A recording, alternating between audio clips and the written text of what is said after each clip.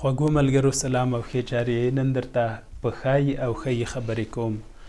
الف چې ده د دوی ترمنځ ظاهري توپیر کوي، خو معنا کې بیا اسمان او ځمکې توپیر سره لري. ښایي چې ده په کار دی، بایده دي او ممکن دي معنا ورکوي، یا شاید معنا هم ورکوي. او ښیي چې ده د ښودلو، حل کولو او زده کولو معنا لري. مثال دی، تاسو ته ښایي چې د کرونا اصول پام کې ونیسئ. دلته معنا ده چې ښایي یعنی بایده دي، یا پکار دي، یا لازم دي.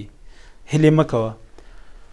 یا مثلا ښایي راتلونکې اونۍ واوره وشي. دلته ښایي معنا څه ده؟ ممکن معنا لري. او ښایي چې د ښودل، حل کول او زده کولو په معنا دي. ته به ماته د ودان کور وښیې، یعنی ته به ماته د ودان کور راوښیې. منظور همدا ده چې تا ته کور معلوم نه ده، هغه یې در وښیي. دلته په کار د الف را نه وړیه. یا ته دا سوال راوښیې، منظور ستا سوال زده نه دی، بل چاته وایې چې ته یې راوښیې یا یې راته حل کړه.